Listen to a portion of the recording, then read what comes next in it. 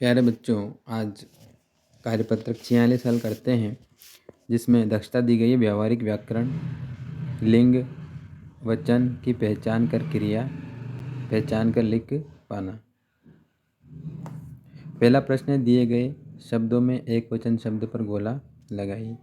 जो एक वचन है उसके ऊपर गोला लगाना है। जैसे जुराबे बहुवचन है, छतरी ये एक वचन है तो एक वचन पे लगा रखा है इसने। जूते मोजे सब बहुवचन, छतरी एक वचन है। घोड़े किताब, किताब एक वचन है। बेटे बहुवचन, बकरियां बहुवचन। ख लताएं बहुवचन, समोसे बहुवचन, जलेबियां बहुवचन, जूता एक वचन है।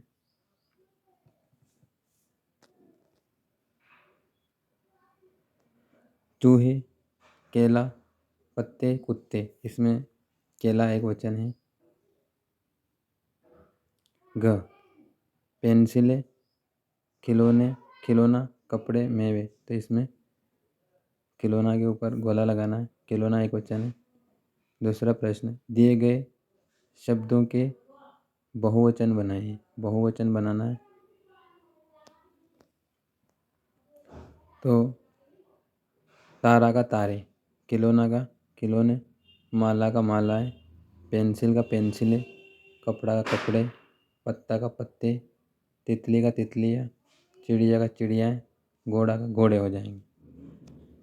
तीसरा प्रश्न है, सही शब्द से वाक्य पूरा कीजिए। क फूलों पर कई तितलियाँ मंडरा रही थी, तो इसमें तितलियाँ लिखना है।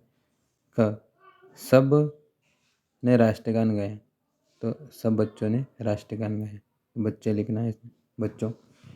ग मेरी व्याकरण की पुस्तक में बहुत सी हैं, तो बहुत सी तस्वीरें होती है, तस्वीरें लिखना है।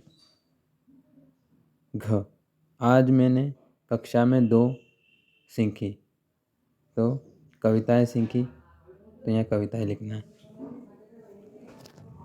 चौथा प्रश्न, दिए गए शब्दों में लिंग बदल कर लिखिए।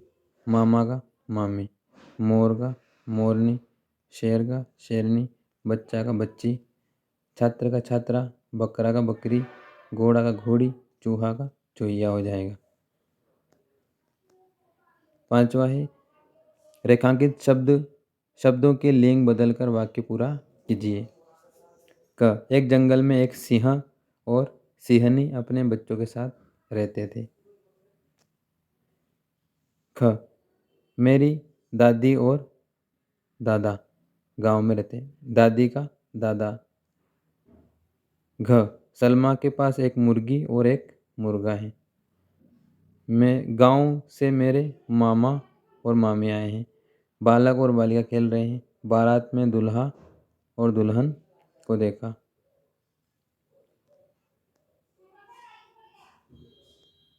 अब हम कार्यपत्रक 47 हल करते हैं, जिसमें दक्षताएं दी गई हैं।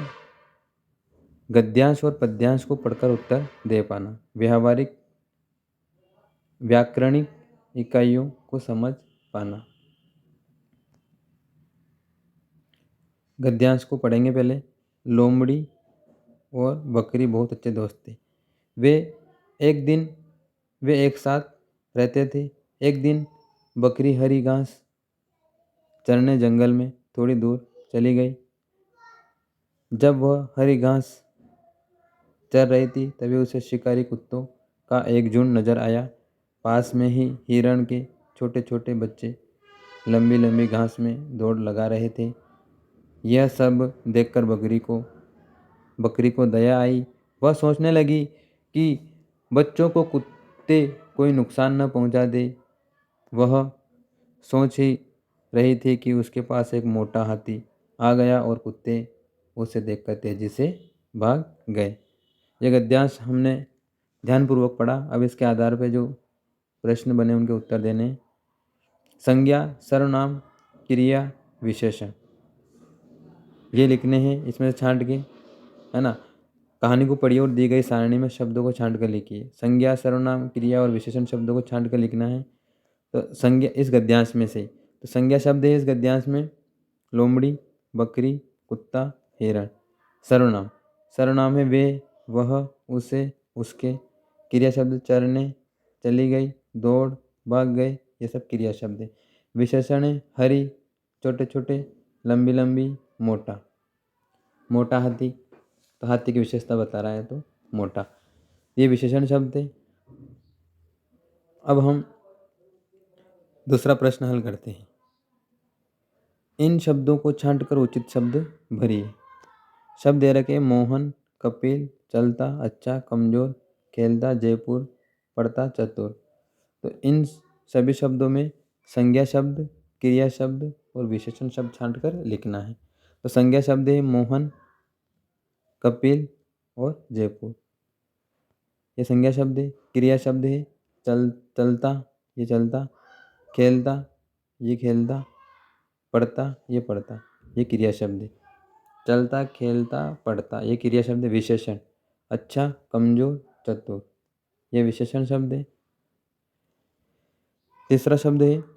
तीसरा प्रश्न है हिरण के बच्चों को देखकर बकरी क्यों घबराने लगी। तो बकरी इसलिए घबराने लगी क्योंकि शिकारी कुत्तों का एक झुंड उन्हें खा जाता, हिरण के बच्चों को, इसलिए वो घबराए।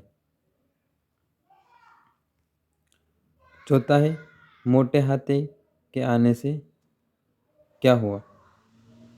तो मोटे हाथी के आने से शिकारी कुत्ते भाग गए। तो ये कार्यपत्र समाप्त हुआ।